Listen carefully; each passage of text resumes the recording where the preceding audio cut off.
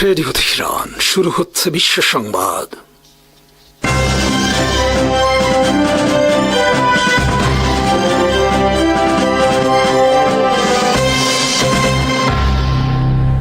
শুরুতেই সংবাদ শিরোনাম। আসসালামু আলাইকুম।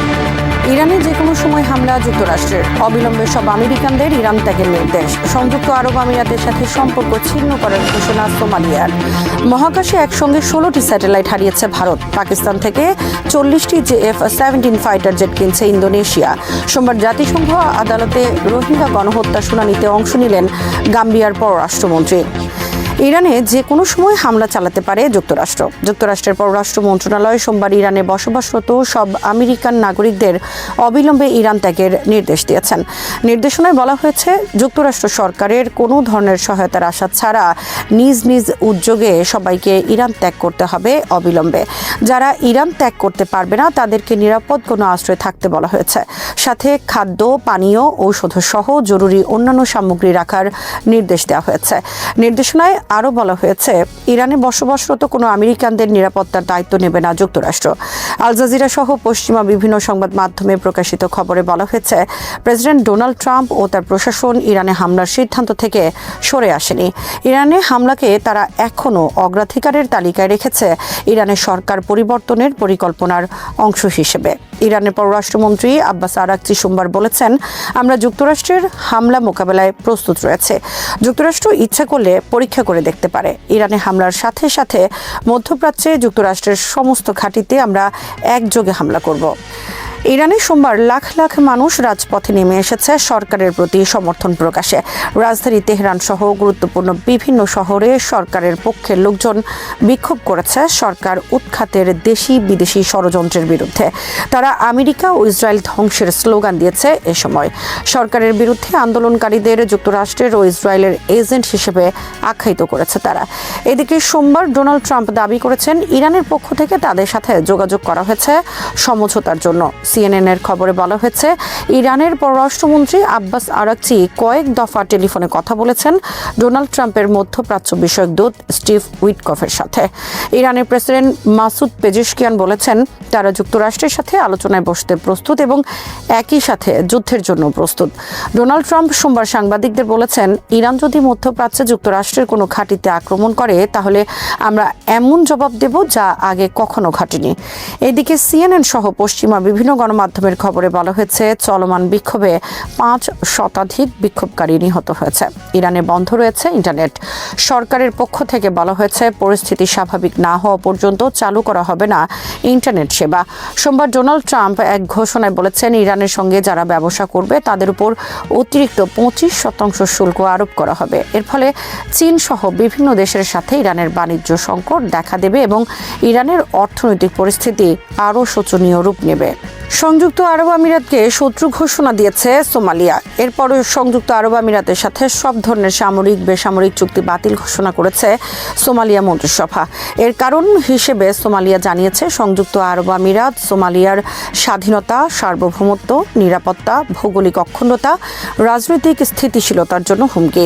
আবুধাবির সাথে সব ধরনের চুক্তি বাতিলের ফলে সোমালিয়ার কোনো বন্দর ব্যবহার করতে পারবে না আবুধাবি। এসব বন্দরের মধ্যে রয়েছে বারবারা, বোয়াসাও এবং কিসমায়ো। সোমালিয়ার কোনো সরকার বেসরকারি প্রতিষ্ঠানের সাথেও কোনো ধরনের সম্পর্ক না রাখার ঘোষণা দিয়েছে দেশটি। মন্ত্রিপরিষদের নেওয়া এই সিদ্ধান্তে আরও বলা হয়েছে, আন্তর্জাতিক ও আঞ্চলিক কোনো ক্ষেত্রেও সোমালিয়ার কোনো ধরনের সহায়তা পাবে না সংযুক্ত আরব আমিরাত। 1991 সালে গৃহযুদ্ধের সময় সোমালিয়া থেকে স্বাধীনতা লাভ করে সোমালিল্যান্ড। তবে জাতিসংঘ বা কোনো দেশ আজ পর্যন্ত তাদের স্বীকৃতি দেয়নি। গত ডিসেম্বর মাসে সোমালিল্যান্ডকে স্বীকৃতি দেয় ইসরায়েল। সোমালিয়া সরকার মনে করে এর পেছনে হাত রয়েছে ইসরায়েলের বন্ধু সংযুক্ত আরব আমিরাতের। সংযুক্ত আরব আমিরাতও গোপনে সোমালিল্যান্ডের সাথে সম্পর্ক রক্ষা করছে এবং স্বীকৃতি দিয়েছে। এর জবাবে সোমবার সোমালিয়া সরকার সংযুক্ত আরব আমিরাতকে সোমালিয়ার শত্রু রাষ্ট্র হিসেবে ঘোষণা করে তাদের সাথে সম্পর্ক ছিন্ন করল।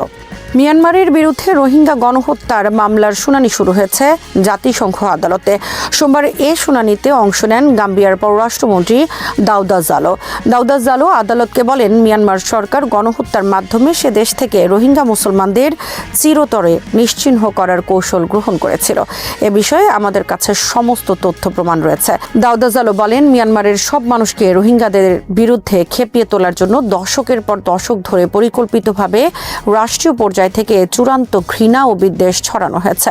সরকার রোহিঙ্গাদের প্রতি এমন ঘৃণা ছড়িয়েছে যাতে তাদেরকে মিয়ানমারের মানুষ মিয়ানমারের প্রতি অত্যন্ত ভয়ঙ্কর হিসেবে বিবেচনা করে। এটি করা হয়েছে যাতে সবাই রোহিঙ্গা গণহত্যায় অংশ নেয় এবং সরকারের জাতিগত নিধনে কেউ কোনো আপত্তি না করে। দাউদা বলেন, মিয়ানমার সরকার যুগ যুগ ধরে রোহিঙ্গাদের প্রতি অমানবিক আচরণ করেছে। তাদেরকে দাস করে রেখেছিল মিয়ানমার সরকার। শেষ পর্যন্ত তাদের বেঁচে থাকার অধিকারও কেড়ে নেওয়া হয়। পশ্চিম আফ্রিকার দেশ গাম্বিয়া 2019 সালে মিয়ানমার সরকারের বিরুদ্ধে জাতিসংঘ আদালতে মামলা করে রোহিঙ্গা গণহত্যার বিষয়ে। তবে গাম্বিয়াকে এ মামলা পরিচালনায় তখন সহায়তা করেনি ভারতের সেবাদাসী ও মিয়ানমারের প্রতি নতজানু মাফিয়া হাসিনা সরকার। পাকিস্তান থেকে 40টির বেশি JF-17 ফাইটার জেট কিনতে যাচ্ছে ইন্দোনেশিয়া। বর্তমানে পাকিস্তান সফরে রয়েছেন ইন্দোনেশিয়ার প্রতিরক্ষা মন্ত্রী অবসরপ্রাপ্ত লেফটেন্যান্ট জেনারেল জেফরি সামুদ্দিন। সোমবার তিনি রাওয়ালপিন্ডিতে বৈঠক করেন পাকিস্তান সেনাপ্রধান ফিল্ড মার্শাল জেনারেল আসিম মনিরের সাথে। এ সময় তিনি পাকিস্তানের JF-17 ফাইটার জেট কেনার আনুষ্ঠানিক প্রস্তাব দেন। এই খবর জানিয়েছে বার্তা সংস্থা রয়টার্স সহ পাকিস্তানের মূলধারার সব গণমাধ্যম। ইন্দোনেশিয়া এর আগে ফ্রান্স থেকে 42টি রেফাল এবং তুরস্ক থেকে 48টি কান 5th জেনারেশন ফাইটার জেট কেনার চুক্তি করেছে। ইন্দোনেশিয়ার বিমান বাহিনীকে আধুনিকায়নের জন্য আরও শক্তিশালী ফাইটার জেট কিনতে চায় তারা, কিন্তু বাজেট ঘাটতির কারণে তারা পাকিস্তান থেকে কম দামে JF-17 ফাইটার জেট কেনার সিদ্ধান্ত নিয়েছে। JF-17 যুদ্ধবিমান ছাড়া ইন্দোনেশিয়া পাকিস্তান থেকে মিলিটারি অ্যাটাক ড্রোন ও সার্ভিলেন্স সিস্টেম সংগ্রহ করার কথা জানিয়েছে। মহাকাশে একসঙ্গে 16টি স্যাটেলাইট বা উপগ্রহ হারিয়েছে ভারত। সোমবার ভারত এসব স্যাটেলাইট মহাকাশে উৎক্ষেপণের পর নিয়ন্ত্রণের বাইরে চলে গেছে। উৎক্ষেপিত স্যাটেলাইটের মধ্যে ভারত ছাড়া নেপাল, ব্রাজিল ও যুক্তরাজ্যের স্যাটেলাইট ছিল। এ ঘটনা ভারতের মহাকাশ অভিযানের ক্ষেত্রে বড় ধরনের একটি ধাক্কা। সোমবার অন্ধ্রপ্রদেশের শ্রীহরিকোটার সতীশ ধাওয়ান স্টেশন থেকে উৎক্ষেপণ করা হয় পোলার স্যাটেলাইট লঞ্চ ভেহিকেল বা PSLV-C-62। স্যাটেলাইট বহনকারী এই রকেট সঠিকভাবে উৎক্ষেপণের পর প্রথম ও দ্বিতীয় পর্যায়ে সফলভাবে অতিক্রম করে, কিন্তু তৃতীয় পর্যায়ে প্রবেশের পর এতে ত্রুটি ধরা পড়ে এবং পৃথিবীর কক্ষপথে প্রবেশে ব্যর্থ হয়। মিশনে মোট 16টি উপগ্রহ বহন করছিল PSLV নামক লঞ্চিং ভেহিকেল। এর মধ্যে উল্লেখযোগ্য যেসব স্যাটেলাইট ছিল তার মধ্যে রয়েছে পৃথিবী পর্যবেক্ষণ উপগ্রহ EOSN-1, প্রতিরক্ষা গবেষণা ও উন্নয়ন সংস্থার তৈরি নজরদারি উপগ্রহ অন্বেষা। PSLV ভারতের মহাকাশ গবেষণা সংস্থার সবচেয়ে নির্ভরযোগ্য লঞ্চ ভেহিকেল। এর আগে এর সাহায্যে ভারত 7টি মিশন পরিচালনা করেছে এবং এর উৎক্ষেপণ সফলতার হার শতকরা 90%। এর আগে ভারত তাদের চন্দ্রযান-1 লুনার মিশনও সম্পন্ন করেছে PSLV লঞ্চ ভেহিকেলের সাহায্যে। ভারত সম্প্রতি তাদের PSLVর সাথে যুক্ত করার উদ্যোগ নিয়েছিল বেসরকারি স্যাটেলাইট উৎক্ষেপণ কার্যক্রম, কিন্তু সোমবারের দুর্ঘটনা এক্ষেত্রে বড় ধরনের ধাক্কা হিসেবে আবির্ভূত হলো। ন্যাটো, অভ্যন্তরীণ দ্বন্দ্ব এবং গ্রিনল্যান্ডকে ঘিরে ডোনাল্ড ট্রাম্পের অস্বাভাবিক আগ্রহ, এই তিনটি বিষয়কে একসঙ্গে বিবেচনা করলে এটি স্পষ্ট হয়ে ওঠে যে এখানে আলোচনার কেন্দ্রে শুধু একটি ভূখণ্ড, একটি সামরিক ঘাঁটি বা একটি প্রশাসনের খামখেয়ালি বক্তব্য নেই, বরং দ্বিতীয় বিশ্বযুদ্ধ পরবর্তী আন্তর্জাতিক নিরাপত্তা ব্যবস্থার মৌলিক ভিত্তি, পশ্চিমা জোট ব্যবস্থার আদর্শিক ও প্রাতিষ্ঠানিক কাঠামো এবং শক্তি ও মূল্যবোধের সম্পর্ক নিয়ে একটি গভীর সংকট কাজ করছে। ন্যাটো গঠিত হয়েছিল একটি ঐতিহাসিক বাস্তবতার প্রতিক্রিয়ায়। ইউরোপ যুদ্ধবিধ্বস্ত, সোভিয়েত ইউনিয়ন দ্রুত একটি প্রতিদ্বন্দ্বী মহাশক্তিতে পরিণত হচ্ছে এবং যুক্তরাষ্ট্রের নেতৃত্ব ছাড়া পশ্চিমা বিশ্ব নিজেদের নিরাপত্তা নিশ্চিত করতে অক্ষম। 1949 সালে প্রতিষ্ঠিত ন্যাটোর মূল দর্শন ছিল সম্মিলিত প্রতিরক্ষা, যেখানে বাইরের শত্রুর আক্রমণ মানেই সব সদস্যের ওপর আক্রমণ। এই ধারণাটি শুধু সামরিক নয়, বরং রাজনৈতিক ও নৈতিক প্রতিশ্রুতির উপর দাঁড়িয়েছিল। পশ্চিমা গণতন্ত্র, সার্বভৌমত্বের প্রতি শ্রদ্ধা এবং আন্তর্জাতিক আইনের ভিত্তিতে একটি নিয়ম ভিত্তিক বিশ্ব ব্যবস্থা। কিন্তু ন্যাটোর ইতিহাস যত গভীরভাবে পর্যালোচনা করা হয়, ততই বোঝা যায় যে এই জোট কখনোই সম্পূর্ণ ঐক্যবদ্ধ বা অভ্যন্তরীণ দ্বন্দ্বমুক্ত ছিল না। বরং এটি সবসময় ক্ষমতার ভারসাম্য, স্বার্থের সংঘাত এবং রাজনৈতিক সন্দেহের মধ্য দিয়ে টিকে থেকেছে। শীতল যুদ্ধের পুরোটা সময় জুড়েই ন্যাটোর ভেতরে যুক্তরাষ্ট্র ও ইউরোপীয় মিত্রদের মধ্যে টানাপোড়েন ছিল। ফ্রান্সের প্রেসিডেন্ট শার্ল দ্য গল 1960-এর দশকে ন্যাটোর সামরিক কমান্ড কাঠামো থেকে সরে দাঁড়ানোর সিদ্ধান্ত নিয়েছিলেন, কারণ তার শঙ্কা ছিল যে যুক্তরাষ্ট্র ইউরোপকে নিজেদের কৌশলগত দাবার ঘুঁটি হিসেবে ব্যবহার করছে। তুরস্ক ও গ্রিসের মধ্যে সাইপ্রাস সংকট দেখিয়েছে ন্যাটোর সদস্যরা প্রয়োজনে একে অপরের বিরুদ্ধে শক্ত অবস্থান নিতে পারে এবং তখন জোট কার্যত অসহায় হয়ে পড়ে। আইসল্যান্ড ও যুক্তরাজ্যের মধ্যে কোর্ট যুদ্ধগুলো প্রমাণ করেছে যে অর্থনৈতিক ও সামুদ্রিক সম্পদের প্রশ্নেও ন্যাটো সদস্যদের মধ্যে সামরিক উত্তেজনা তৈরি হতে পারে। তবে এইসব ঘটনার মধ্যেও একটি মৌলিক সীমারেখা ছিল। কোনো ন্যাটো সদস্য রাষ্ট্র প্রকাশ্যে আর এক সদস্যের সার্বভৌম ভূখণ্ড দখলের হুমকি দেয়নি। এই সীমারেখাই ন্যাটোর নৈতিক ভিত্তিকে রক্ষা করেছিল এবং জোটকে ভেঙে পড়া থেকে বাঁচিয়েছিল। গ্রিনল্যান্ড প্রসঙ্গে যুক্তরাষ্ট্রের বক্তব্য এবং বিশেষ করে ডোনাল্ড ট্রাম্পের সময়কার আগ্রাসী ভাষা এই সীমারেখাকে বিপজ্জনকভাবে অতিক্রম করেছে। ডেনমার্কের আধা স্বায়ত্তশাসিত অঞ্চল গ্রিনল্যান্ড ঐতিহাসিকভাবে যুক্তরাষ্ট্রের কৌশলগত নজরে থাকলেও সেই আগ্রহ কখনোই প্রকাশ্য সামরিক হুমকির রূপ নেয়নি। দ্বিতীয় বিশ্বযুদ্ধের সময় নাৎসি জার্মানির হুমকির প্রেক্ষাপটে যুক্তরাষ্ট্র এখানে সামরিক উপস্থিতি গড়ে তোলে এবং শীতল যুদ্ধের সময় এটি সোভিয়েত ক্ষেপণাস্ত্র ও বোমারু বিমানের বিরুদ্ধে একটি গুরুত্বপূর্ণ সতর্কীকরণ ঘাঁটিতে পরিণত হয়। পিটুফিক স্পেস বেস শুধু একটি সামরিক স্থাপনা নয়, বরং যুক্তরাষ্ট্রের বৈশ্বিক ক্ষেপণাস্ত্র প্রতিরক্ষা ব্যবস্থার একটি অপরিহার্য অংশ। শীতল যুদ্ধের অবসানের পর অনেকেই ভেবেছিলেন যে আর্কটিক অঞ্চলের কৌশলগত গুরুত্ব কমে যাবে, কিন্তু বাস্তবতা ছিল ভিন্ন। জলবায়ু পরিবর্তনের ফলে বরফ গলতে শুরু করে নতুন নৌপথ উন্মুক্ত হয়েছে, খনিজ ও জ্বালানি সম্পদের সম্ভাবনা বাড়িয়ে দিয়েছে এবং এই অঞ্চলকে আবারও বড় শক্তির প্রতিযোগিতার কেন্দ্রে নিয়ে এসেছে। এই প্রেক্ষাপটে রাশিয়া আর্কটিকে নতুন সামরিক ঘাঁটি স্থাপন করেছে, পুরনো সোভিয়েত স্থাপনাগুলো আধুনিকায়ন করেছে এবং উত্তর সাগর পথকে একটি কৌশলগত করিডোর হিসেবে প্রতিষ্ঠা করতে যাচ্ছে। চীন নিজেকে নিয়ার আর্কটিক স্টেট ঘোষণা করে বিনিয়োগ, বৈজ্ঞানিক গবেষণা এবং ভবিষ্যৎ নৌপথের ওপর প্রভাব বিস্তারের চেষ্টা করছে। যুক্তরাষ্ট্র এই পরিবর্তনগুলোকে সরাসরি নিজেদের নিরাপত্তার জন্য হুমকি হিসেবে দেখে এবং আর্কটিককে আবারও একটি প্রধান কৌশলগত মঞ্চ হিসেবে বিবেচনা করতে শুরু করে। ট্রাম্প প্রশাসনের দৃষ্টিতে গ্রিনল্যান্ড শুধু একটি ড্যানিশ অঞ্চল নয়, বরং ভবিষ্যৎ ভূরাজনীতির একটি কেন্দ্রবিন্দু, যেখানে উপস্থিতি নিশ্চিত করা মানে রাশিয়া ও চীনের উপর একটি দীর্ঘমেয়াদী চাপ সৃষ্টি করা। We're dealing with the country, so we're empowered to make that deal. ট্রাম্পের আগ্রহের পেছনে তার আমেরিকা ফার্স্ট দর্শন একটি গুরুত্বপূর্ণ ভূমিকা পালন করে। এই দর্শন যুক্তরাষ্ট্রের নিরাপত্তা ও অর্থনৈতিক স্বার্থকে সর্বোচ্চ অগ্রাধিকার দেয়া হয়, এমনকি তা যদি ঐতিহ্যগত মিত্রতা, কূটনৈতিক শিষ্টাচার বা আন্তর্জাতিক আইনের সঙ্গে সংঘর্ষও আসে। ট্রাম্প দীর্ঘদিন ধরেই ন্যাটোকে একটি অসম ভার বণ্টনের জোট হিসেবে চিত্রিত করেছেন, যেখানে ইউরোপীয় দেশগুলো নিজেদের নিরাপত্তার খরচ যুক্তরাষ্ট্রের উপর চাপিয়ে দিয়েছে। তার দৃষ্টিতে ন্যাটো কোনো মূল্যবোধ ভিত্তিক সম্প্রদায় নয়, বরং একটি চুক্তিভিত্তিক ব্যবস্থা, যেখানে প্রত্যেক পক্ষকে নিজেদের ন্যায্য অংশ পরিশোধ করতে হবে। গ্রিনল্যান্ড ইস্যুতে ডেনমার্কের উপর চাপ সৃষ্টি করে তিনি শুধু একটি কৌশলগত অবস্থান নিশ্চিত করতে চাননি, বরং ইউরোপকে একটি রাজনৈতিক বার্তাও দিতে চেয়েছেন। যুক্তরাষ্ট্রের সামরিক শক্তি ছাড়া ন্যাটো কার্যত অচল। এই অবস্থান ন্যাটোর ভেতরে গভীর অস্বস্তি তৈরি করেছে। ইউরোপীয় দেশগুলো দীর্ঘদিন ধরে যুক্তরাষ্ট্রের নিরাপত্তা ছাতার উপর নির্ভরশীল থাকলেও তারা একই সঙ্গে এই বিশ্বাসে আস্থাশীল ছিল যে যুক্তরাষ্ট্র তাদের সার্বভৌমত্ব ও আঞ্চলিক অখণ্ডতাকে সম্মান করবে। গ্রিনল্যান্ড নিয়ে প্রকাশ্য হুমকি সেই বিশ্বাসকে নাড়িয়ে দিয়েছে। যদি ন্যাটোর সবচেয়ে শক্তিশালী সদস্যই আর এক সদস্যের ভূখণ্ড দখলের চিন্তা করে, তাহলে আর্টিকেল 5-এর নৈতিক ভিত্তি কোথায় দাঁড়ায়? এই প্রশ্নটি অনিবার্য হয়ে ওঠে। আর্টিকেল 5 মূলত বাইরের শত্রুর জন্য প্রণীত হয়েছিল, অভ্যন্তরীণ সংঘাতের জন্য এর কোনো স্পষ্ট বিধান নেই। ফলে যুক্তরাষ্ট্র যদি ডেনমার্কের ভূখণ্ডে শক্তি প্রয়োগ করে, ন্যাটো তাৎক্ষণিকভাবে একটি সাংবিধানিক ও রাজনৈতিক অচল অবস্থায় পড়বে, যেখানে কোনো সিদ্ধান্তই জোটকে বিভক্ত না করে নেওয়া সম্ভব হবে না। ইতিহাসে ন্যাটো বহু সংকট মোকাবিলা করেছে, কিন্তু গ্রিনল্যান্ড ইস্যুর বিশেষত্ব হলো এটি জোটের ভেতর থেকেই জোটের অস্তিত্বকে প্রশ্নবিদ্ধ করে। সাইপ্রাস সংকট বা কোর্ট যুদ্ধের সময় ন্যাটো বা যুক্তরাষ্ট্র মধ্যস্থতার মাধ্যমে পরিস্থিতি নিয়ন্ত্রণে এনেছিল। তখন যুক্তরাষ্ট্র নিজেই স্থিতিশীলতার পক্ষের শক্তি হিসেবে কাজ করেছিল, কিন্তু এখানে যুক্তরাষ্ট্রই সংকটের মূল উৎস। এই বাস্তবতা ইউরোপীয় দেশগুলোকে নতুন করে ভাবতে বাধ্য করেছে যে তাদের নিরাপত্তা কি পুরোপুরি যুক্তরাষ্ট্র নির্ভর থাকা উচিত, নাকি বিকল্প কাঠামো গড়ে তোলার সময় এসেছে।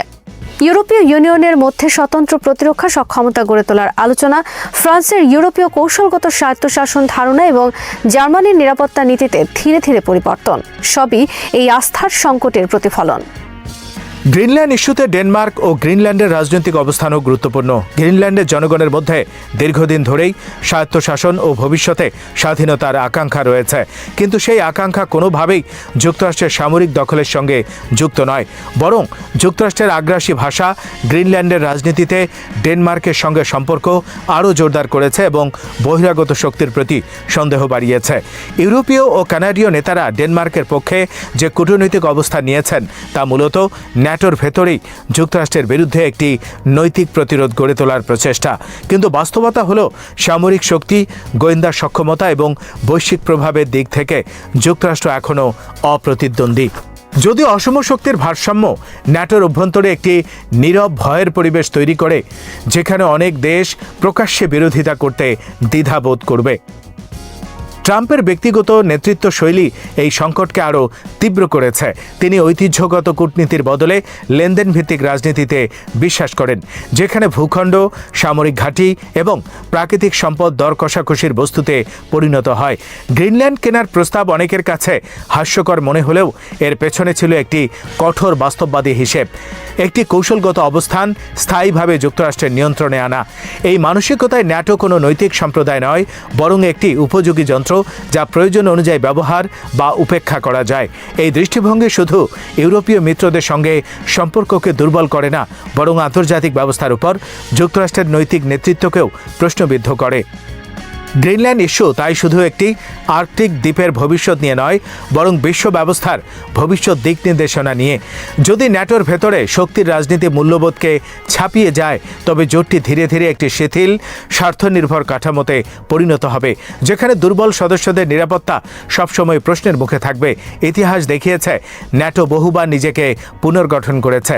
শীতল যুদ্ধের অবসানের পর পূর্ব ইউরোপের সম্প্রসারণ, সন্ত্রাস বিরোধী অভিযানে যুক্ত হওয়া, সাইবার ও মহাকাশ নিরাপত্তাকে অন্তর্ভুক্ত করা সবই জোটের অভিযোজন ক্ষমতার প্রমাণ। কিন্তু গ্রিনল্যান্ড নিয়ে যুক্তরাষ্ট্রের সম্ভাব্য সামরিক পদক্ষেপ সেই সংকটের চেয়েও গভীর, কারণ এটি জোটের অভ্যন্তরীণ বিশ্বাসের উপর সরাসরি আঘাত হানে। এই প্রেক্ষাপটে আর্কটিকের ভূ রাজনীতি, ট্রাম্পের নেতৃত্ব শৈলী এবং ন্যাটোর অভ্যন্তরীণ ইতিহাস একসঙ্গে মিলে বর্তমান পরিস্থিতিকে দ্বিতীয় বিশ্বযুদ্ধ পরবর্তী পশ্চিমা নিরাপত্তা ব্যবস্থার অন্যতম বড় পরীক্ষায় পরিণত করেছে। এটি এমন একটি পরীক্ষা যেখানে প্রশ্নটা শুধু কে কাকে কতটা সামরিক শক্তি দিয়ে নিয়ন্ত্রণ করতে পারে তা নয়, বরং আন্তর্জাতিক সম্পর্ক আদৌ কোনো নিয়ম, নৈতিকতা ও পারস্পরিক আস্থার উপর দাঁড়িয়ে থাকতে পারে কিনা। যদিও এই পরীক্ষায় শক্তির রাজনীতি জয়ী হয়, তবে ন্যাটো হয়তো নামে মাত্র টিকে থাকবে, কিন্তু তার আত্মা হারাবে। আর যদি মূল্যবোধ ও সম্মিলিত দায়িত্ববোধ পুনরায় প্রাধান্য পায়, তবে গ্রিনল্যান্ড সংকট ন্যাটোর ইতিহাসে একটি সতর্ক বার্তা হিসেবেই থেকে যাবে। একটি মুহূর্ত যখন জোটটি নিজের সীমাবদ্ধতা চিনে নতুন করে নিজেকে সংজ্ঞায়িত করার সুযোগ পেয়েছিল। ইরানের সেনাবাহিনীর রেড লাইন, বিক্ষোভ, হুমকি আর বড় সংঘাতের আশঙ্কা। ইরানের ইসলামী বিপ্লবী গার্ড কর্পস IRGC একটি কড়া বিবৃতি দিয়েছে। তারা বলেছে, জাতীয় নিরাপত্তা তাদের রেড লাইন, এই সীমাকে উল্লঙ্ঘন করলে কোনো ছাড় দেওয়া হবে না।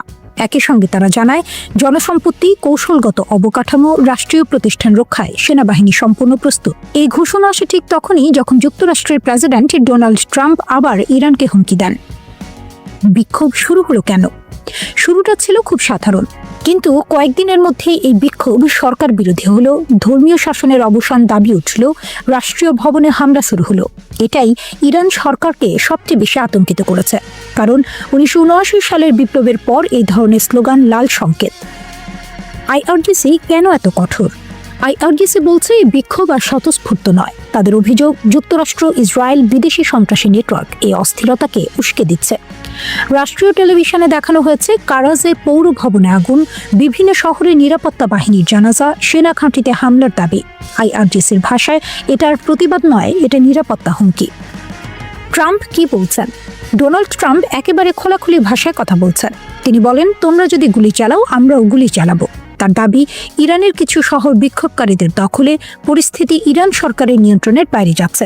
এই বক্তব্য শুধু রাজনৈতিক নয়, এটা সামরিক হুমকির ইঙ্গিত। খামেনির জবাব কি? ইরানের সর্বোচ্চ নেতা আয়াতুল্লাহ আলী খামেনি একে সরাসরি ষড়যন্ত্র বলেন। তার ভাষায়, ট্রাম্পের হাতে ইরানিদের রক্ত লেগে আছে, তিনি ভারতে এজেন্টদের দিয়ে দেশ অস্থির করতে চান। খামেনি স্পষ্ট করে বলেন, বিদেশিদের সঙ্গে কাজ করলে কাউকে ক্ষমা করা হবে না। এখানে বার্তাটা পরিষ্কার, রাষ্ট্র পিছু হটবে না। বিদেশি মিলিশিয়া মোতায়েন, সত্য না গুজব?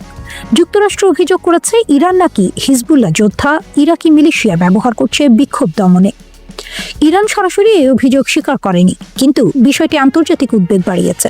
ওয়াশিংটনের দাবি, নিজ দেশের মানুষের বিরুদ্ধে প্রক্সি বাহিনী ব্যবহার করা হলে তা হবে চরম বিশ্বাসঘাতকতা। ইরানি শান্তিপূর্ণ বিক্ষোভ দমনে হিজবুল্লাহ সদস্য ও ইরাকি মিলিশিয়া মোতায়েনের খবরে গভীর উদ্বেগ প্রকাশ করেছে যুক্তরাষ্ট্র। সামাজিক যোগাযোগ মাধ্যম এক্সে মার্কিন পররাষ্ট্র দপ্তরের ফার্সি ভাষার অ্যাকাউন্টে দিয়ে এক পোস্টে এই উদ্বেগের কথা জানানো হয়। খবর ইরান ইন্টারন্যাশনালের। পোস্টে বলা হয়, ইসলামী প্রজাতন্ত্র ইরান শান্তিপূর্ণ বিক্ষোভ দমন করতে হিজবুল্লাহ যোদ্ধা ও ইরাকি মিলিশিয়াদের ব্যবহার করেছে বলে যে প্রতিবেদনগুলো প্রকাশিত হয়েছে তা যুক্তরাষ্ট্রকে উদ্বিগ্ন করেছে। মার্কিন পররাষ্ট্র দপ্তর আরও জানায়, ইরানি কর্তৃপক্ষ ইরানের জনগণের বিপুল সংখ্যক অর্থ ব্যয় করেছে, যা তারা তথাকথিত সন্ত্রাসী প্রক্সি বাহিনীর পেছনে খরচ করেছে। ওই বাহিনীগুলোকে নিজ দেশের নাগরিকদের বিরুদ্ধে ব্যবহার করা হলে তা জনগণের সঙ্গে আরেকটি গভীর বিশ্বাসঘাতকতার সামিল হবে বলে সতর্ক করে যুক্তরাষ্ট্র। ইরানের মোসাদের গুপ্তচর গ্রেপ্তার, নীরব যুদ্ধের ভয়ঙ্কর অধ্যায়। ইরান বলছে, যুদ্ধ এখন আর শুধু সীমান্তে হয় না, যুদ্ধ হয় শহরের ভেতরে, মানুষের মনে, অর্থনীতিতে আর গোপন ঘরে বসে। ঠিক সেই বাস্তবতায় ইরান দাবি করেছে, তারা ইসরায়েলের গোয়েন্দা সংস্থা মোসাদের সঙ্গে যুক্ত একটি গুপ্তচর নেটওয়ার্ক ভেঙে দিয়েছে।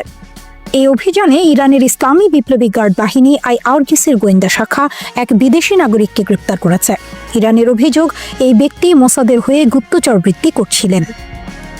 ইরানি নিরাপত্তা সংস্থার ভাষ্য অনুযায়ী ওই ব্যক্তি খুব পরিকল্পিতভাবে ইরানে ঢুকেছিল, কোনো সন্দেহ না জাগিয়ে একেবারে সাধারণ মানুষের মতো, কিন্তু তার আসল পরিচয় ছিল সম্পূর্ণ ভিন্ন। তার দায়িত্ব ছিল ইরানের নিরাপত্তা পরিস্থিতি বিশ্লেষণ করা, মোসাদের সঙ্গে যুক্ত অন্য গোপন এজেন্টদের কার্যক্রম খতিয়ে দেখা, ভবিষ্যতের গোপন অপারেশনের জন্য তথ্য ও পরিবেশ তৈরি করা। আইআরজিসি বলছে, গ্রেপ্তারের সময় ওই ব্যক্তি সক্রিয়ভাবে তার মিশনে জড়িত ছিলেন।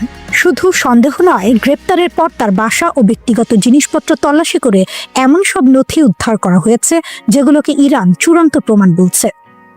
এই নথিগুলোর মাধ্যমেই সরাসরি ইসরায়েলের গোয়েন্দা নেটওয়ার্কের সঙ্গে তার যোগাযোগের বিষয়টি নিশ্চিত হয়েছে বলে দাবি তেহরানের। ইরান স্পষ্ট করে বলছে, এটা কোনো একক ঘটনা নয়, এটি একটি বড় গুপ্তচর নেটওয়ার্কের অংশ। এখন প্রশ্ন উঠছে, এই নেটওয়ার্কে আর কারা জড়িত? দেশের ভেতরে কারা সহায়তা করেছে? কতদিন ধরে এই তৎপরতা চলছিল? আর এই খবর সামনে এলো এমন এক সময় যখন ইরানের বিভিন্ন শহরে অর্থনৈতিক সংকটকে কেন্দ্র করে বিক্ষোভ চলছে।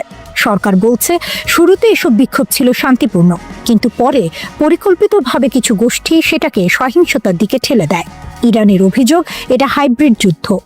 আইআরজিসি বলছে, ইরানের শত্রুরা সরাসরি সামরিক হামলায় ব্যর্থ হয়েছে, তাই তারা নতুন কৌশলে নেমেছে, যার নাম হাইব্রিড যুদ্ধ। এই যুদ্ধের অস্ত্র ট্যাঙ্ক নয়, ক্ষেপণাস্ত্র নয়, অস্ত্র হলো অর্থনৈতিক নিষেধাজ্ঞা, তথ্য ও গুজব ছড়িয়ে মানসিক চাপ, সামাজিক বিভাজন তৈরি, অভ্যন্তরীণ অস্থিরতা উস্কে দেয়া, গুপ্তচর ও সশস্ত্র গোষ্ঠীর ব্যবহার। ইরানের দাবি, এই কৌশলের মূল নেতৃত্বে আছে যুক্তরাষ্ট্র, আর এতে সক্রিয়ভাবে জড়িত ইসরায়েল। রাষ্ট্রীয় গণমাধ্যম জানাচ্ছে, নিরাপত্তা বাহিনী দেশের একাধিক প্রদেশে অভিযান চালাচ্ছে। পশ্চিম ইরানের ইলাম প্রদেশে এক অভিযানে এক ব্যক্তিকে সন্ত্রাসী নেতা হিসেবে শনাক্ত করে হত্যা করা হয়েছে এবং 6 জনকে গ্রেপ্তার করা হয়েছে। ইরানের রেড লাইন। ইরান একদম পরিষ্কার বার্তা দিয়েছে, শান্তিপূর্ণ প্রতিবাদ বৈধ, কিন্তু সহিংসতা, নাশকতা আর বিদেশি গোয়েন্দা সংস্থার মদদে অস্থিরতা একেবারেই নয়। আইআরজিসি বলছে, দেশের নিরাপত্তা, সার্বভৌমত্ব আর ইসলামী বিপ্লবের অর্জন তাদের জন্য রেড লাইন। এই সীমা কেউ অতিক্রম করলে কঠোর ব্যবস্থা নেওয়া হবে। প্রেসিডেন্ট মাসুদ পেজিশকিয়ানও বলেছেন, যুক্তরাষ্ট্র যদি মনে করে অন্য দেশে যে কৌশল কাজ করেছে ইরানের ভেতরেও সেটি সফল হবে, তাহলে তারা ভুল করছে। ইরান এখন রুদ্ধশ্বাস এক সন্ধিক্ষণে দাঁড়িয়ে। রাস্তায় আগুন, স্লোগান, ভাঙচুর। আবার সেই রাস্তাতেই বিপরীত চিত্র, হাজার হাজার মানুষ রাষ্ট্রের পতাকা হাতে নেমে এসেছে সরকার ও সর্বোচ্চ নেতার পক্ষে। দেশ জুড়ে চলমান বিক্ষোভের মধ্যে ইরান কার্যত দুই ধারায় বিভক্ত। সরকারপন্থী সমাবেশে অংশ নেওয়া অনেকেই বলছেন তারা শুরুতে বিক্ষোভে ছিলেন, কিন্তু পরিস্থিতি যখন নিয়ন্ত্রণের বাইরে যেতে শুরু করে তখন তারা সরে দাঁড়ান। তাদের ভাষায় এটা আর প্রতিবাদ নেই, এটা বিশৃঙ্খলা। সেই বিশৃঙ্খলার মুখে তারা নিজেদের দায়িত্ব মনে করছেন দেশকে রক্ষা করা। রাষ্ট্রীয় টেলিভিশনে সম্প্রচারিত ভিডিওতে দেখা যায় তেহরান সহ একাধিক শহরে বিশাল জনসমাবেশ, মানুষ হাতে ইরানের পতাকা, সর্বোচ্চ নেতার ছবি, স্লোগানে মুখর রাজপথ, নেতৃত্বের প্রতি আনুগত্যের ঘোষণা। শক্ত অবস্থানে রাষ্ট্রযন্ত্র ও তার সমর্থকরা। এই অভ্যন্তরীণ উত্তেজনার মধ্যে আন্তর্জাতিক মাত্রা যোগ করেছে ওয়াশিংটন।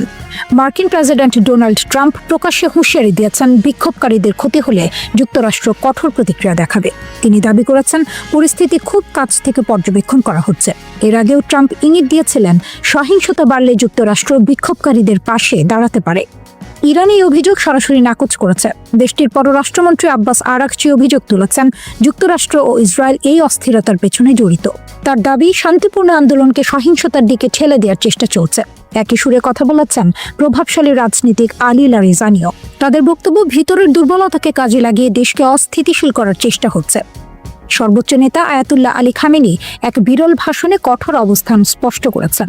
তিনি বলেছেন, রাষ্ট্র ধ্বংসের চেষ্টা সহ্য করা হবে না। তার ভাষায়, ইসলামী প্রজাতন্ত্র ত্যাগের উপর দাঁড়িয়ে আছে এবং প্রয়োজন হলে নিজেকে রক্ষায় শক্তি প্রয়োগ করবে। সরকারি সূত্র জানায়, নিরাপত্তা বাহিনী ইতোমধ্যে ব্যাপক ধরপাকড় শুরু করেছে। শত শত মানুষ আটক, বিপুল অস্ত্র উদ্ধারের দাবিও করা হয়েছে। এই পরিস্থিতিতে ট্রাম্পের একটি সামাজিক যোগাযোগ মাধ্যম পোস্ট নতুন করে উত্তেজনা বাড়িয়েছে। সেখানে তিনি লিখেছেন, ইরান হয়তো আগে কখনো এত কাছ থেকে স্বাধীনতাকে দেখেনি। তিনি বলেন, যুক্তরাষ্ট্র সাহায্য করতে প্রস্তুত। কী ধরনের সাহায্য তা স্পষ্ট নয়, কিন্তু তেহরানের কাছে এটি স্পষ্ট বার্তা, বিদেশি হস্তক্ষেপের ইঙ্গিত। বিক্ষোভ যখন টানা দ্বিতীয় সপ্তাহে, তখন সর্বোচ্চ নেতা সরাসরি ট্রাম্পকে আক্রমণ করেছেন। তিনি তাকে অহংকারী আখ্যা দিয়ে বলেছেন, তার হাতে ইরানিদের রক্ত লেগে আছে। তিনি সতর্ক করেন, ইতিহাস বলে ক্ষমতার শীর্ষেই অনেক শাসকের পতন ঘটে। ইরানের রাষ্ট্রীয় গণমাধ্যমে দাবি করা হচ্ছে, বিদেশি শক্তির মদদে পরিকল্পিত অস্থিরতা তৈরি করা হয়েছে।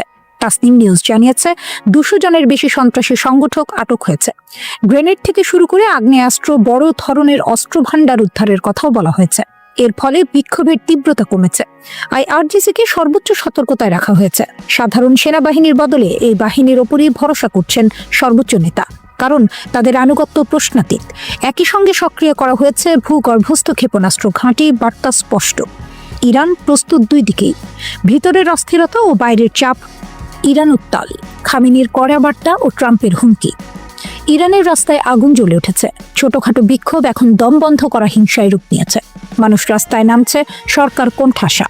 এদিকে যুক্তরাষ্ট্রের প্রেসিডেন্ট ডোনাল্ড ট্রাম্প সরাসরি হস্তক্ষেপের ইঙ্গিত দিচ্ছেন। এর ফলে নতুন একটি বিপজ্জনক সংঘাতের আশঙ্কা তৈরি হয়েছে। সরকারি শাসক গোষ্ঠী খামেনি নেতৃত্বাধীন ব্যবস্থাপনা কড়া পদক্ষেপ শুরু করেছে। তারা বিক্ষোভকারীদের যুক্তরাষ্ট্র ও ইসরায়েলের এজেন্ট দাবি করে তাদের উপর অগ্নিসংযোগ ও সন্ত্রাসের দায় চাপাচ্ছে। ট্রাম্প তার ট্রুথ সোশ্যাল প্ল্যাটফর্মে লিখেছেন, ইরান স্বাধীনতার দিকে এগোচ্ছে এমন পরিস্থিতি আগে দেখা যায়নি। যুক্তরাষ্ট্র সাহায্যের জন্য প্রস্তুত। বিস্তারিত কিছু জানায়নি, তবে সময় ও প্রেক্ষাপট স্পষ্ট। ট্রাম্পের এই বার্তা এসেছে প্রায় 2 সপ্তাহ ধরে চলা বিক্ষোভের মাঝে, যেখানে তিনি বারবার সতর্ক করেছেন, যদি ইরানি নিরাপত্তা বাহিনী বিক্ষোভকারীদের হত্যা করে তবে ওয়াশিংটন হস্তক্ষেপ করতে পারে। একদিন আগে ইরানের সর্বোচ্চ নেতা আয়াতুল্লাহ আলী খামেনি দীর্ঘ নীরবতার পর মুখ খুলেছেন। তিনি সরাসরি ট্রাম্পকে নিশানা করেছেন, তাকে অহংকারী বলে আখ্যায়িত করেছেন। খামেনি সতর্ক করেছেন, ইতিহাস প্রমাণ করে প্রায়ই শাসকরা তাদের ক্ষমতার শীর্ষে থাকতে থাকতে পতিত হয়। খামেনি তারপর নিজের দেশের মানুষের দিকে লক্ষ্য ফিরিয়েছেন। তিনি বলেছেন, বিক্ষোভকারীরা অন্য দেশের প্রেসিডেন্টকে খুশি করতে নিজেদের শহর ও রাস্তাঘাট ধ্বংস করছে। তার মতে এই অস্থিরতা স্বাভাবিক নয়, এটি বিদেশি প্রভাবিত। রাষ্ট্রীয় মিডিয়া একই বক্তব্য তুলে ধরছে। তারা বলছে, এটি একটি সমন্বিত প্রচেষ্টা ইসলামী প্রজাতন্ত্রকে অস্থিতিশীল করার জন্য। ইরানের মিডিয়া রিপোর্ট অনুযায়ী সরকারের নিরাপত্তা বাহিনী এক বড় অভিযান চালিয়েছে। তাসনিম নিউজ এজেন্সি জানিয়েছে, 200-এর বেশি সন্দেহভাজন সন্ত্রাসী ও অশান্তিকর ব্যক্তি আটক করা হয়েছে। অস্ত্রশস্ত্র জব্দ করা হয়েছে, ফায়ার আর্মস, গোলা বারুদ, গ্রেনেড, মলোটোভ ককটেল সহ। রাষ্ট্রীয় মিডিয়া বলছে এই অভিযান বিক্ষোভের তীব্রতা কমানোর একটি গুরুত্বপূর্ণ কারণ। ইরান শৃঙ্খলা ফিরিয়ে আনার দাবি করলেও ট্রাম্পের বার্তা পরিস্থিতিকে আরও উত্তপ্ত করেছে। ওয়াশিংটন কিভাবে সাহায্য করবে তা স্পষ্ট নয়, তবে তেহরান এটিকে বিদেশি হস্তক্ষেপের প্রমাণ হিসেবে দেখছে। ইরানের অস্থিরতা শুধু দেশীয় সমস্যা থাকছে না, এটি দ্রুত একটি আন্তর্জাতিক ফ্ল্যাশ পয়েন্টে রূপ নিচ্ছে। খামেনি দেশীয় সেনাবাহিনী বা পুলিশকে নয়, ইসলামী বিপ্লবী গার্ড কোর IRGC এর উপর সম্পূর্ণ বিশ্বাস স্থাপন করেছেন। কর্মকর্তাদের মতে খামেনি তার ভাগ্য IRGC এর হাতে রেখেছেন। IRGC শুধু সামরিক বাহিনী নয়, তারা ইরানের অর্থনীতি, গোয়েন্দা সংস্থা, রাজনৈতিক ব্যবস্থা সবখানে গভীরভাবে প্রবেশ করেছে, তাই তারা খামেনির সবচেয়ে বিশ্বস্ত শক্তি। ইরানি কর্মকর্তারা জানিয়েছেন ভূগর্ভস্থ ক্ষেপণাস্ত্র শহরও প্রস্তুত করা হয়েছে। এই কৌশলটি বিদেশি হুমকি প্রতিরোধ বা মোকাবিলার উদ্দেশ্যে। এটি দেখায় তেহরান একই সঙ্গে অভ্যন্তরীণ অস্থিরতা এবং বাইরের উত্তেজনার জন্য প্রস্তুত। কিছু রিপোর্টে বলা হয়েছে খামেনি দেশ ছেড়ে পালাতে পারেন, কিন্তু এক শীর্ষ কর্মকর্তা বলেছে খামেনি তেহরান ছাড়বেন না, এমনকি যদি B-52 বোমারু বিমানও আকাশে ঘুরে। পালানোর কোনো পরিকল্পনা নেই। ইরানের বিক্ষোভের মধ্যেই যুক্তরাষ্ট্রের হুঁশিয়ারি, ইরানে ব্যাপক বিক্ষোভ, তেল আবিব ওয়াশিংটন জোটের নজরদারি, সব মিলিয়ে পরিস্থিতি হয়ে উঠেছে ভয়ঙ্কর। এই পরিস্থিতিতে মার্কিন প্রেসিডেন্ট ডোনাল্ড ট্রাম্প সরাসরি ইরানের সরকারকে সতর্ক করেছেন। দেশ জুড়ে চলা টানা বিক্ষোভের মুখে ইরানের পার্লামেন্টের স্পিকার মোহাম্মদ বাকের কালিবাফ অভিযোগ করেছেন ইসলামী প্রজাতন্ত্র একই সাথে যুক্তরাষ্ট্র, ইসরায়েল সহ 4টি বৈশ্বিক ফ্রন্টের বিরুদ্ধে যুদ্ধ করছে। ওদিকে ট্রাম্প বলছেন যদি ইরান বিক্ষোভকারীদের উপর রক্তাক্ত দমন চালায় তাহলে যুক্তরাষ্ট্র সরাসরি হস্তক্ষেপ করতে পারে। তবে তিনি জোর দিয়ে জানিয়েছেন এর মানে মাটিতে সৈন্য পাঠানো নয়, বরং তাদের সবচেয়ে সংবেদনশীল জায়গায় আঘাত করা হবে। যুক্তরাষ্ট্রের সম্ভাব্য পদক্ষেপ। মার্কিন মিডিয়া রিপোর্ট অনুযায়ী ট্রাম্প প্রশাসন ইতিমধ্যেই ইরানের উপর সম্ভাব্য অপশন নিয়ে আলোচনা করছে। তার মধ্যে রয়েছে বৃহৎ বিমান হামলা, একাধিক ইরানি সামরিক লক্ষ্যবস্তুতে আঘাত, এর মধ্যে থাকতে পারে IRGC বা ল এনফোর্সমেন্ট ইউনিট যেগুলো বিক্ষোভ দমন করছে, নন মিলিটারি সাইটে আঘাত, সরকারি বা গুরুত্বপূর্ণ বেসামরিক অবকাঠামো। তবে একেবারে হস্তক্ষেপের পথে এগোতে একটি বড় ঝুঁকি আছে। সরাসরি হস্তক্ষেপ কিছু অংশের ইরানি জনতাকে সরকারের প্রতি আরো শক্তিশালী করতে পারে, আবার বিমান হামলা আতঙ্কিত করতে পারে, কিন্তু পুরো পরিস্থিতি জটিল করতে পারে। নিউ ইয়র্ক টাইমসের এক শীর্ষ সামরিক কর্মকর্তা জানিয়েছেন আঞ্চলিক কমান্ডাররা আরও সময় চাচ্ছে যেন ইরানের প্রতিশোধ মোকাবিলার প্রস্তুতি নিতে পারে। এখনো পর্যন্ত কোনো সামরিক সরঞ্জাম বা সেনা সরানো হয়নি, তবে যুক্তরাষ্ট্রের নৌ ও বায়ু শক্তি অঞ্চলটিতে কার্যকর অবস্থায় রয়েছে। জুন মাসে দেখা গেছে আমেরিকার B-2 বোমারু বিমান সরাসরি ইরানের পারমাণবিক স্থাপনা লক্ষ্য করে হামলা চালিয়েছিল। তখনই তেহরান স্পষ্ট করে বলেছিল যে কোনো হামলার জবাব কঠোর হবে। ওদিকে ইরানের পার্লামেন্টে ভাষণে স্পিকার কালিবাফ বলেন ইরান বর্তমানে অর্থনৈতিক, সামরিক, জ্ঞান এবং সন্ত্রাস বিরোধী ক্ষেত্রে একই সাথে মার্কিন যুক্তরাষ্ট্র এবং ইসরায়েলের শত্রুদের বিরুদ্ধে যুদ্ধে লিপ্ত। তিনি বলেন মার্কিন যুক্তরাষ্ট্রের সঙ্গে ইরানের অর্থনৈতিক, প্রযুক্তি এবং মনস্তাত্ত্বিক যুদ্ধ বহু বছর ধরে চলমান এবং সময়ের সাথে সাথে তা আরও জটিল হয়ে উঠেছে। এর মধ্যে গত বছরের জুনে আমেরিকান ও ইসরায়েলি আগ্রাসনের পর সামরিক যুদ্ধ শুরু হয়। কালিবাফ উল্লেখ করেছেন ইরানের বিরুদ্ধে সামরিক যুদ্ধে শত্রুপক্ষ পরাজিত হয়ে মার্কিন যুক্তরাষ্ট্রকে দেশে অস্থিরতা উস্কে দিয়ে জনগণের বৈধ দাবি ছিনিয়ে নিতে এবং সন্ত্রাসের নামে যুদ্ধ শুরু করতে বাধ্য করছে। তেহরানের বিরুদ্ধে কড়া হুমকি দেয় মার্কিন প্রেসিডেন্ট ডোনাল্ড ট্রাম্পের তীব্র সমালোচনা করেছেন কালিবাফ। তিনি বলেন ইরানের জনগণ সশস্ত্র সন্ত্রাসীদের বিরুদ্ধে দাঁড়ানোর এবং তাদের পুরোপুরি দমন করার সিদ্ধান্ত নিয়েছে। কালিবাফ আরও বলেন কিছু মানুষ ট্রাম্পের কথায় ভুল বুঝে তাকে খুশি করার জন্য অকারণে বিক্ষোভ করে যাচ্ছে। তিনি মনে করেন এতে দেশের কোনো লাভ হচ্ছে না। ইসলামী প্রজাতন্ত্র ও জাতীয় ঐক্য রক্ষা করতে সবাইকে শান্ত থাকার আহ্বান জানান কালিবাফ। শ্রোতা বন্ধুরা, বিশ্ব সংবাদে এই ছিল আমাদের সর্বশেষ আয়োজন। সঙ্গে থাকার জন্য আপনাদের সবাইকে অসংখ্য ধন্যবাদ।